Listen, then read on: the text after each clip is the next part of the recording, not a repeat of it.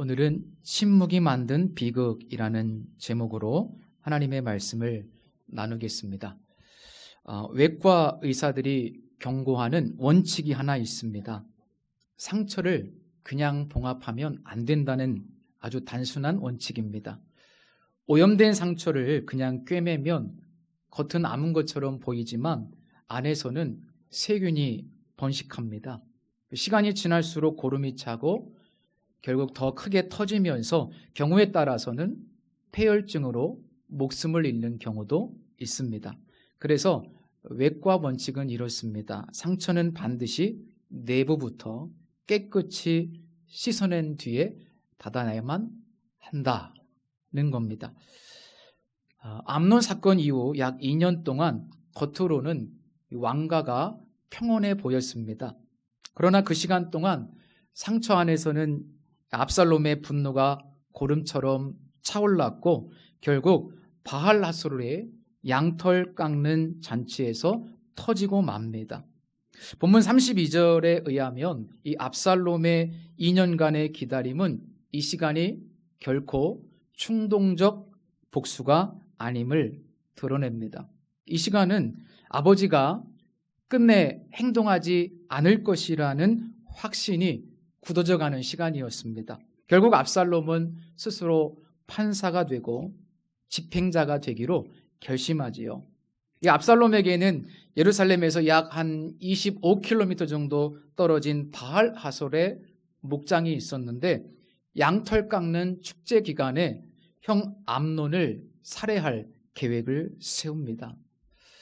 고대 근동에서 양털을 깎는 시기는 농경사회의 밀추수라든지 보리추수 혹은 포도 수확과 맞먹는 기쁨의 시기였습니다. 1년 동안 정성껏 기른 양들로부터 이 실질적인 수익을 거두어들이는 때였기 때문에 이 시기에는 큰 자치를 베푸는 것이 관례였습니다.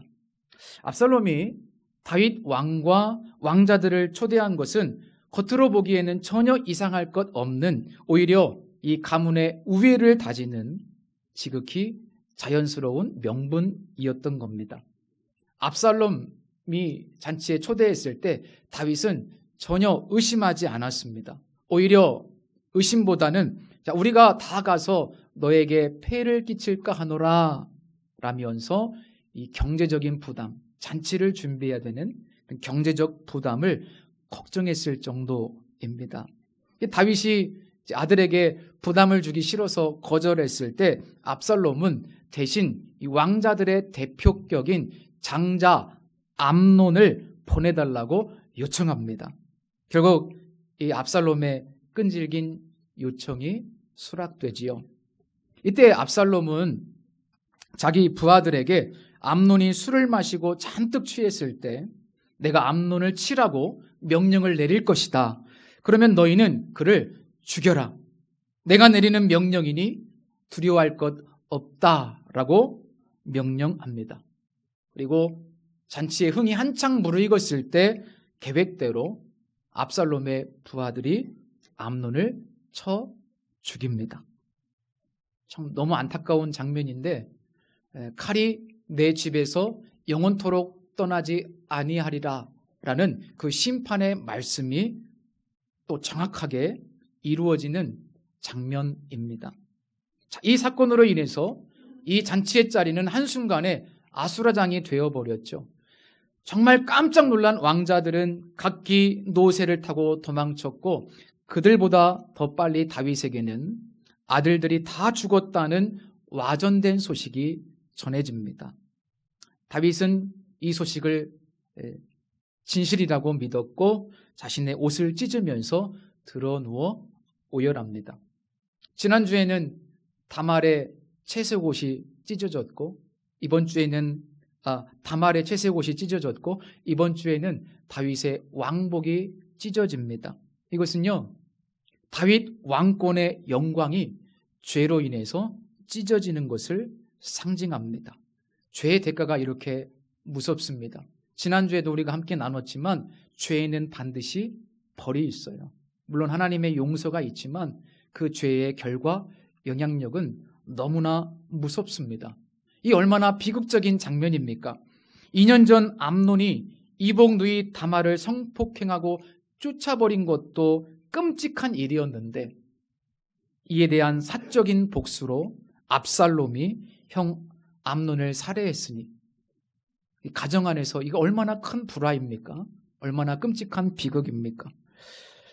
여러분, 왜 동생이 형을 죽이는 비극이 이 다윗의 집안에서 발생하게 되었습니까? 물론 큰 틀에서 보면 다윗의 죄에 대한 하나님의 심판이 섭리 가운데 이루어진 것이지만 본문은 인간의 죄를 허용하시는 방식으로 그 하나님의 심판과 섭리가 이루어질 수 있다는 것을 보여줍니다. 그렇죠.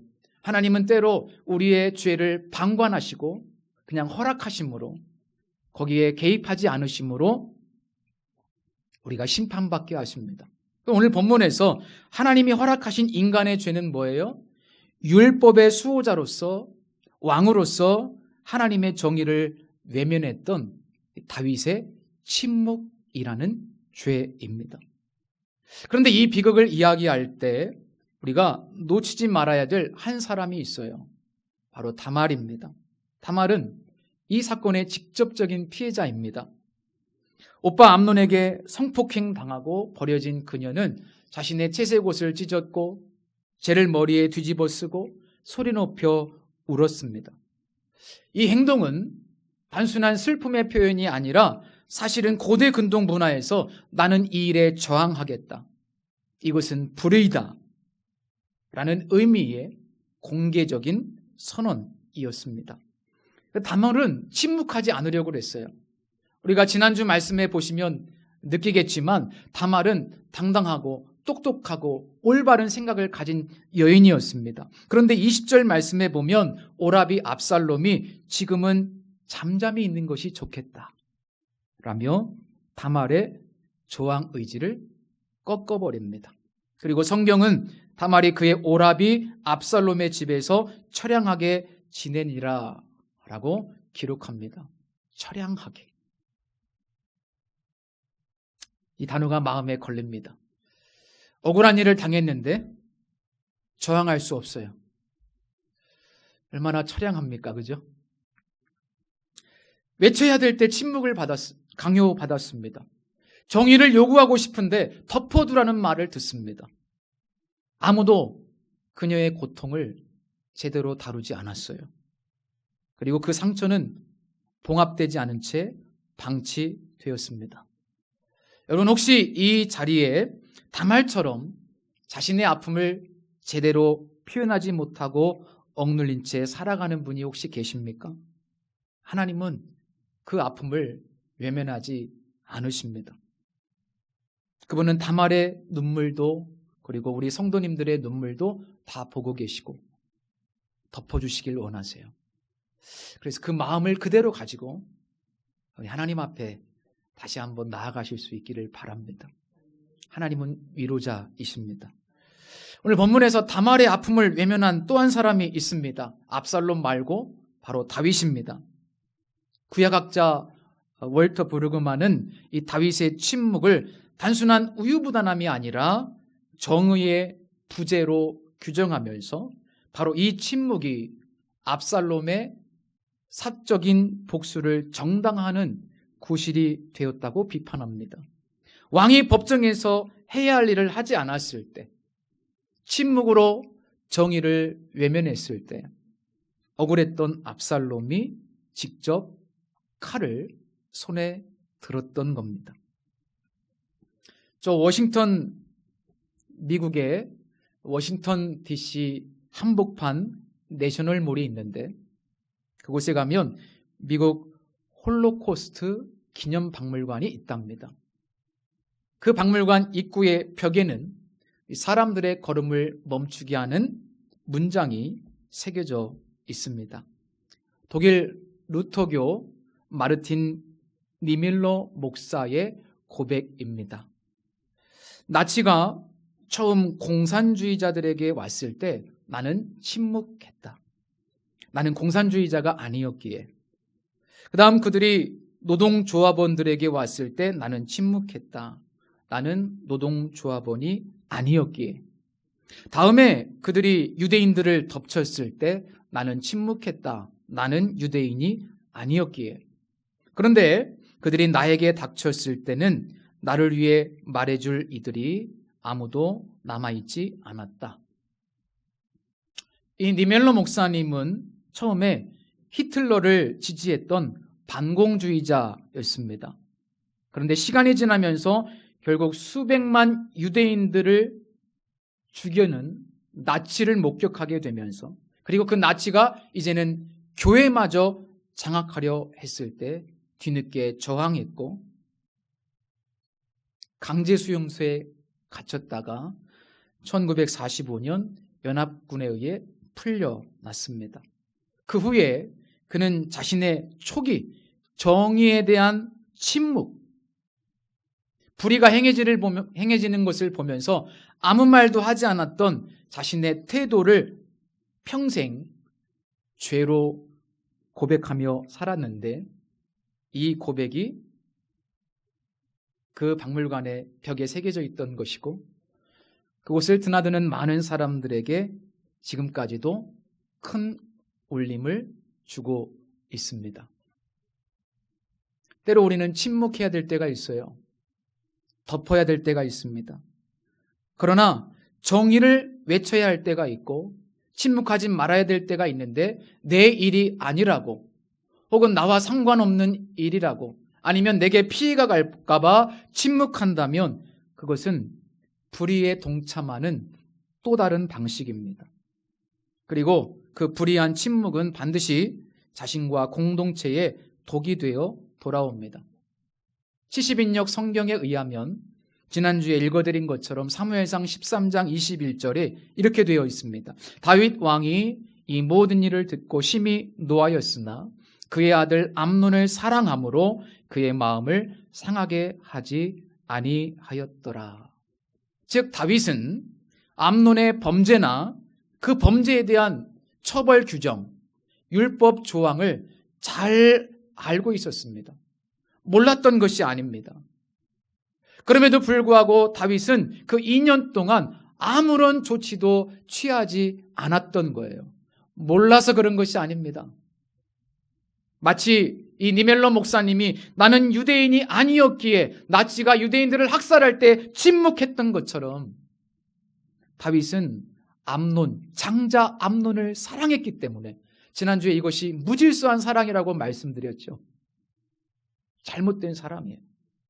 장자 암논 때문에 침묵했던 겁니다. 누군가의 고통을 외면했어요. 성도 여러분, 혹시 우리의 삶에도 바로 잡아야 할 것을 바로 잡지 않고 덮어둔 일은 없습니까? 반드시 내가 해결해야만 하는데 지금까지 미루거나 외면해버린 일은 없습니까? 다윗의 침묵처럼 외면해버린 정의, 혹은 덮어둔 누군가의 상처나 아픔이 있지는 않습니까? 특별히 관계 속에서 시간이 지나면 해결되겠지라는 생각에 그냥 봉합해버린 상처는 없습니까? 흔히 시간이 해결해 준다는 말들을 하지만 실행되지 않은 정의, 혹은 누군가 나로 인해 받은 상처와 아픔은 시간이 흘러도 해결되지 않습니다. 가장 가까운 부부 사이도 이게 문제를 해결하고 넘어가지 않으면 앙금처럼 쌓이더라고요. 그리고 나중에 더 큰 고름이 되고요. 폭발하는 경우도 있습니다. 하나의 예지만. 여러분, 치료하지 않고 그냥 봉합한 것, 덮어둔 것, 외면해버린 것, 그거는 그냥 내부를 깨끗이 치료하지 않고 덮어놓은 상처와 같아요. 그래서 언젠가는 더 큰 비극의 부메랑이 될 수도 있습니다. 그래서 교회는 죄 문제를 반드시 해결해야 돼요. 공동체는 이 죄 문제를 반드시 해결하고 넘어가야 돼요. 덮어둔다고 될 일이 아니죠. 혹은 침묵한다고 될 일이 아니죠. 성도 여러분, 반드시 해결해야 되지만 덮어둔 일, 침묵하고 외면한 정의, 특히 누군가에게 상처와 아픔을 준 일이 있다면 이번 기회에 반드시 해결하시기를 바랍니다. 매듭을 잘 지으셔야 돼요. 한 예로 주님은 이렇게 말씀하셨습니다. 그러므로 예물을 제단에 드리려다가 거기서 내 형제들에게 원망 들을 만한 일이 있는 것이 생각나거든 제물을 제단 앞에 두고 먼저 가서 형제와 화목하고 그 후에 와서 예물을 드리라. 형제와 화목하지 않고 덮어둔 일, 그거 그대로 예배 백날 드려도 하나님 받지 않으실 겁니다. 우리 몸은 여기에 있지만 하나님 그 예배 받지 않으실 수 있어요. 우리 성도님들이 누군가에게 원망 들을 만한 일이 있고 다툼이 있고 싸웠는데 그거 해결하지 않고 그냥 와서 예배 드린다. 그럼 우리 하나님 보시기에 합당하지 않습니다. 먼저 가서 덮어둔 것 꺼내서 봉합하고 치료하고 와라. 그것이 진정한 예배라고 하나님 말씀하십니다. 자, 그렇다면 반대로요, 이 압살롬의 사적인 정의 실현은 과연 정당한 걸까요? 오빠로서 속 터지고 억울할 수밖에 없는 상황이죠. 제가 다말의 오빠라면 저도 가만히 있지 않았을 것 같아요. 더군다나 아버지가 가만히 있다면 저도 두고 보고 있지는 않을 것 같아요.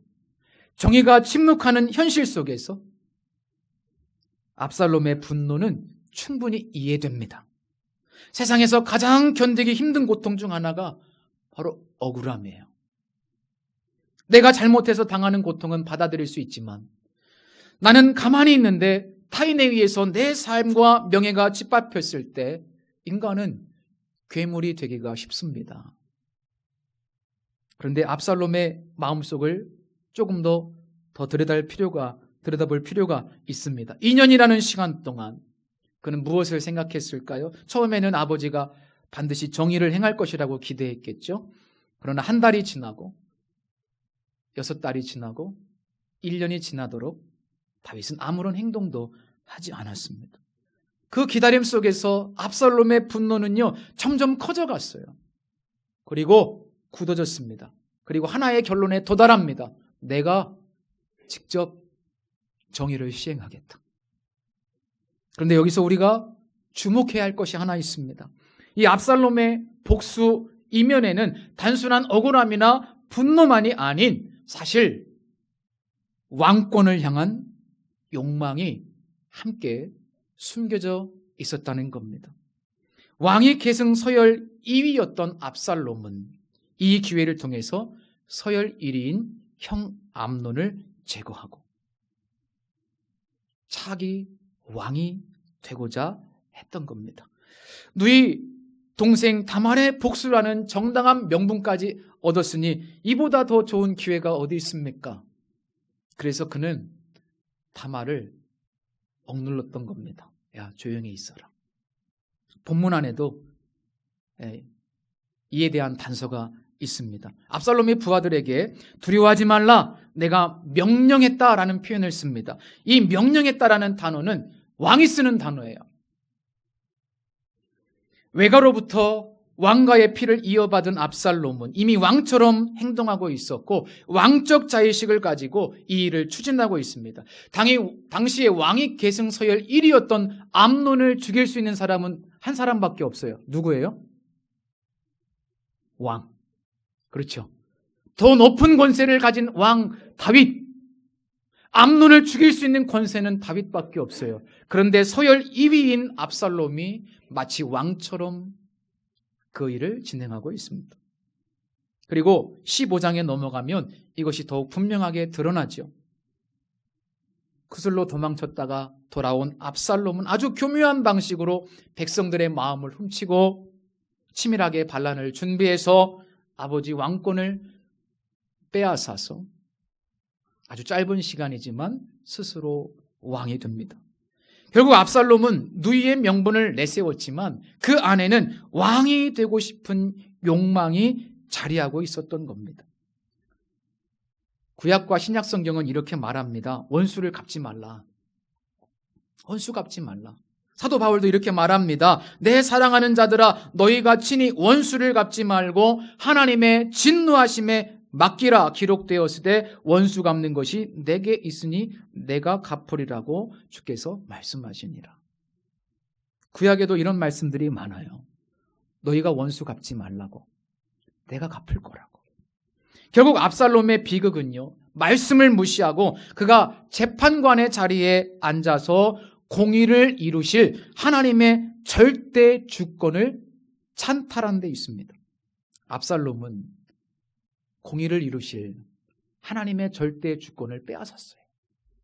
지가 하나님 된 거예요. 억울함은 충분히 이해할 수 있습니다. 화가 날 수 있습니다. 그런데 복수의 칼을 든다는 것은 잘못된 거예요. 그건 하나님의 역할이에요. 우리가 스스로 복수할 때 우리는 하나님의 공의로운 통치를 불신하는 죄를 범하는 겁니다. 돌이켜보면 그의 아버지 다윗은 사울 왕에게 쫓기던 시절 하나님의 공의로우심을 신뢰하면서 사울 왕을 2번이나 살려줬습니다. 그리고 그의 믿음은 하나님의 때에 하나님의 방식으로 응답되었습니다. 성도 여러분, 정의를 사랑하시고 마침내 공의를 이루시는 하나님을 신뢰하십니까? 네. 억울한 상황을, 때로는 원수에 대한 심판의 주권을 하나님께 맡길 수 있겠습니까? 그렇습니다. 우리는 이 사무엘서의 중심 주제인 하나님의 절대 주권을 존중해야만 합니다. 억울함 앞에서, 때로는 내가 내 힘으로 진실을 밝히고 싶은 욕망 앞에서, 원수 앞에서 우리는 멈춰야만 합니다. 이런 태도야말로 하나님의 뜻이고 더 큰 비극을 막을 뿐 아니라 하나님의 선하심과 공의로우심을 훗날 맛보는 기회가 될 줄로 믿습니다. 그렇다면 어떻게 우리는 이 억울한 상황 앞에서 멈출 수 있을까요? 어떻게 복수의 칼을 내려놓고 하나님께 맡길 수 있습니까? 그건 우리 결단만으로 가능하지 않습니다.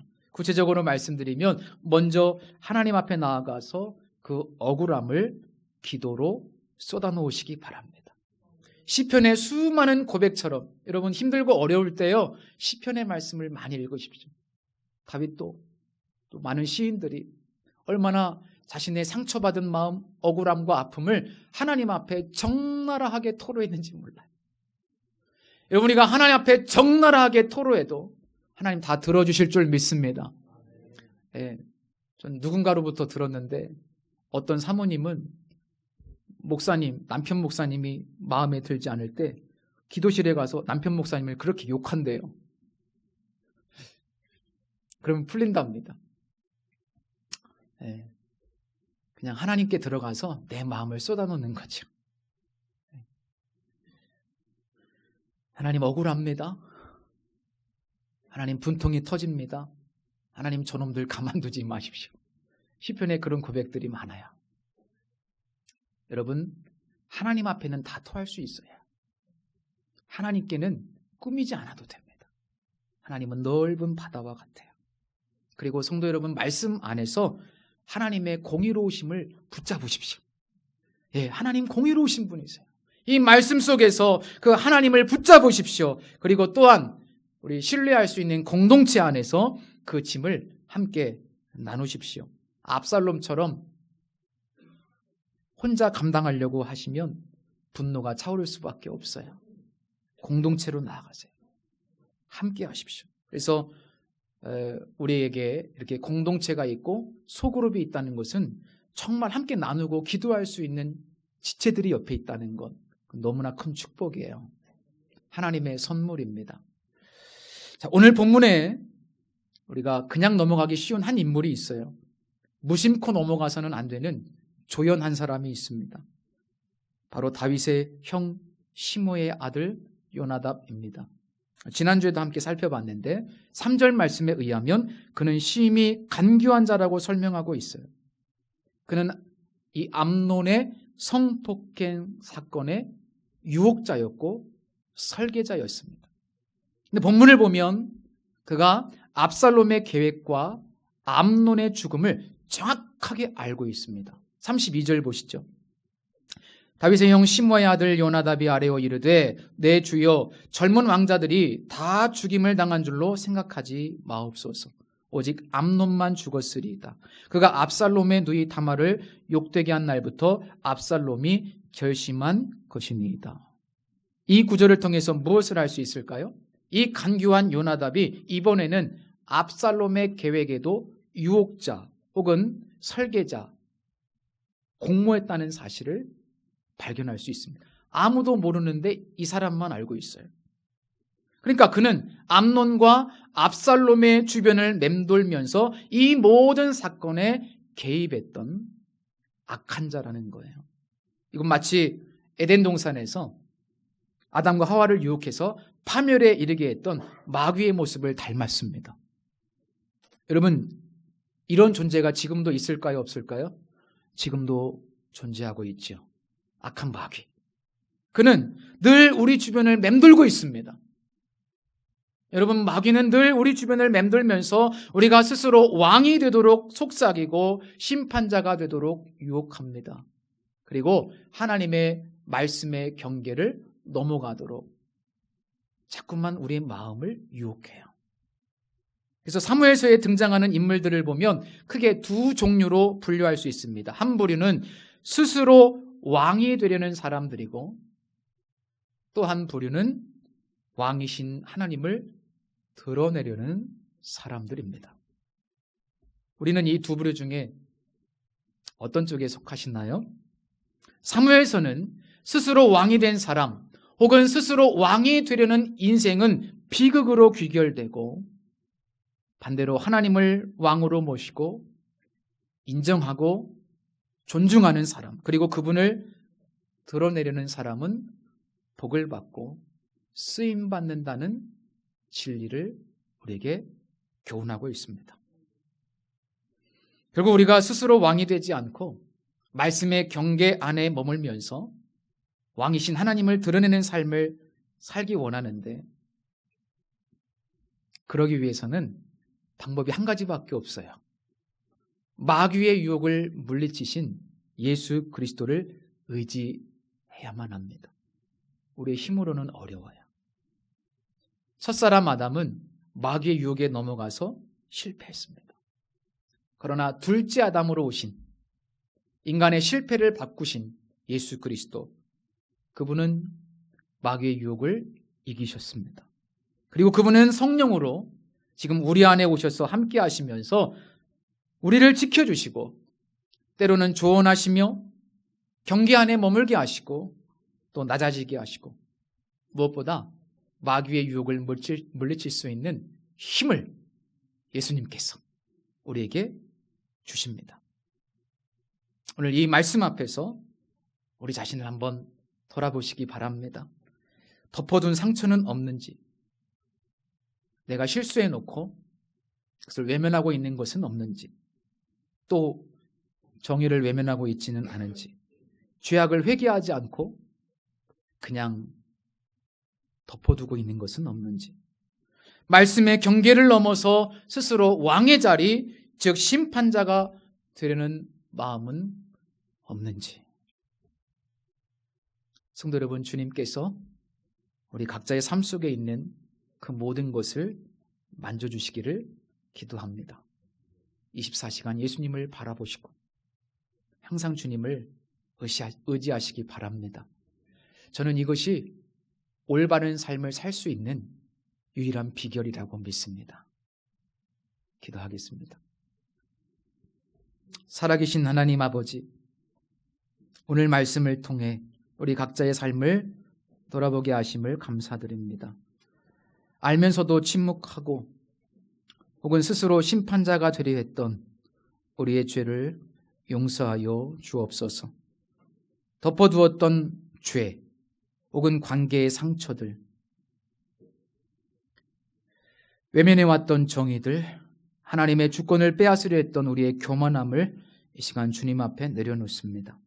또 억울하고 분한 마음이 있는 성도들에게 주님께서 함께 하시고 복수의 칼을 들기 전에 주님 앞에 마음을 토하고 또 기도와 말씀으로 그 짐을 맡길 수 있는 그런 믿음과 용기를 주옵소서.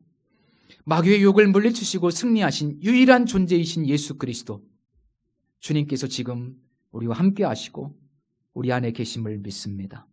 주님, 우리가 스스로 왕이 되지 않도록 막아주십시오. 깨닫게 해주십시오. 주님, 말씀을 허락하여 주시고 또 기도의 자리에 가게 해주십시오. 오히려 왕이신 하나님을 높이는 인생이 될 수 있도록 우리를 붙들어 주시기를 간절히 원합니다. 예수님의 이름으로 기도드립니다. 아멘.